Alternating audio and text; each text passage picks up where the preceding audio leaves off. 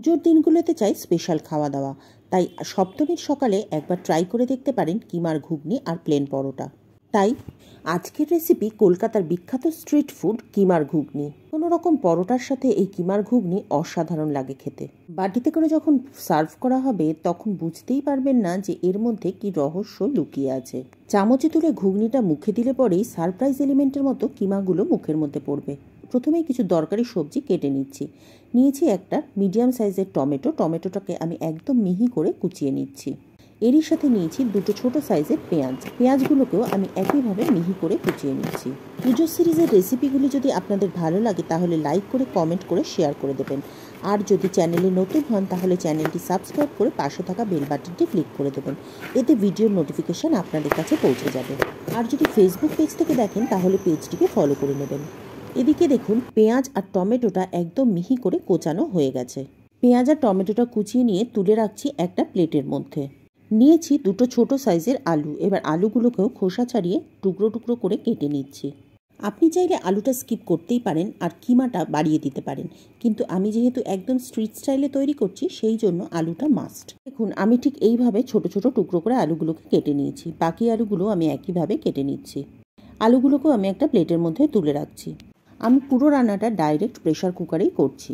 Pressure কুকারে গরম করে নিয়েছি 4 টেবিল চামচ সর্ষের তেল। এবারে তেলে ফোড়ন দিচ্ছি 4-5টা তেজপাতা, হাফ চামচ জিরে, 1 ইঞ্চি সাইজের একটা দারচিনির টুকরো, 4টে গোটা এলাচ আর একটা বড় এলাচ। ফোড়নটা দিয়ে বেশ ভালো করে ভেজে নিয়ে তারপর এর মধ্যে দিয়ে দিচ্ছি কুচিয়ে রাখা পেঁয়াজটা দিয়ে বেশ ভালো করে লাল লাল করে পেঁয়াজটাকে ভেজে নিচ্ছি। ষষ্ঠীতে যেহেতু অনেকেই উপোস করেন তাই আগের দুটো ভিডিওতে সেই উপোসের উপযুক্ত দুটো রেসিপি আমি শেয়ার করেছি। এই ভিডিও দুটোর লিঙ্ক আমি ডেসক্রিপশন বক্সে দিয়ে দেবো, চাইলে দেখে নিতে পারবেন। পেঁয়াজটা যখন বেশ একটু কাঁচ মতো হয়ে আসবে তখন এর মধ্যে দিয়ে দিচ্ছি 1.5 টেবিল চামচ মতো আদা রসুন বাটাটা দিয়ে বেশ ভালো করে আবারও পেঁয়াজের সাথে কষিয়ে নিতে হবে। আদা রসুন বাটার কাঁচা গন্ধটা চলে গেলে পরে তারপর এর মধ্যে দিয়ে দেব কিছু গুঁড়ো মশলা। নিয়েছি 1 চামচ করে ধনে গুঁড়ো, জিরে গুঁড়ো আর শুকনো লঙ্কার গুঁড়ো, আর সাথে দিচ্ছি সিকি চামচ হলুদ গুঁড়ো। তবে ধনে গুঁড়োটা একটু বেশি দিলে ভালো লাগে, সেই জন্য আমি পরে আবার একটুখানি ধনে গুঁড়ো যোগ করেছিলাম। মশলাগুলো দিয়ে বেশ ভালো করে কষিয়ে নিয়ে তারপরে এর মধ্যে দিয়ে দিচ্ছি টমেটো। গুঁড়ো মশলার পর টমেটো দিলে পরে টমেটো থেকে জল বেরোবে আর তখন গুঁড়ো মশলাগুলো পুড়ে যাবে না। সেই জন্য গুঁড়ো মশলার পরে সবসময় টমেটোটা দেওয়ার চেষ্টা করবেন। এবার টমেটোটা দিয়ে মিনিট খানেক মশলার সাথে কষিয়ে নিয়ে তারপর এর মধ্যে দিয়ে দিচ্ছি আলুগুলো দিয়েও মিনিট খানেক নাড়াচাড়া করে তারপরে দিচ্ছি সামান্য একটু জল। মশলাটা আমার একটু শুকনো মনে হচ্ছিল, সেই জন্য এর মধ্যে আমি সামান্য একটু জল দিয়ে মশলাটাকে আবারও খুব ভালো করে কষিয়ে নিচ্ছি। মশলাটা বেশ ভালো করে কষানো হয়ে গেলে তারপর এর মধ্যে দিয়ে দিচ্ছি 150 গ্রাম মতো মাটনের কিমাটা দিয়ে এবার খুব ভালো করে কষিয়ে নিতে হবে। যেহেতু কিমা সেই জন্য খুব তাড়াতাড়ি সিদ্ধ হয়ে যায়, মাটন সিদ্ধ হওয়ার মতো সময়টা অত বেশি লাগে না। সেই জন্য কিমাটা দিয়ে আমি মিনিট 5 কষিয়ে নিয়েছি। কিমাটা দিয়ে মিনিট 5 কষিয়ে নেওয়ার পর তারপর এর মধ্যে দিয়ে দিচ্ছি আগে থেকে ভিজিয়ে রাখা মটর। আমি মটরগুলোকে আগের দিন রাত্রিবেলা জলে ভিজিয়ে রেখেছিলাম। প্রায় 8-10 ঘন্টা মটরটা ভিজেছে। মটরগুলোকে যেই জলের মধ্যে ভিজিয়েছিলাম সেই জলটা আমি ফেলে দিয়েছি। জলটা ফেলে দিয়ে তারপর মটরগুলোকে আমি এর মধ্যে দিয়েছি। মটরগুলো দিয়ে এবার মটর, আলু আর কিমাটা মশলার সাথে খুব ভালো করে কষাতে হবে।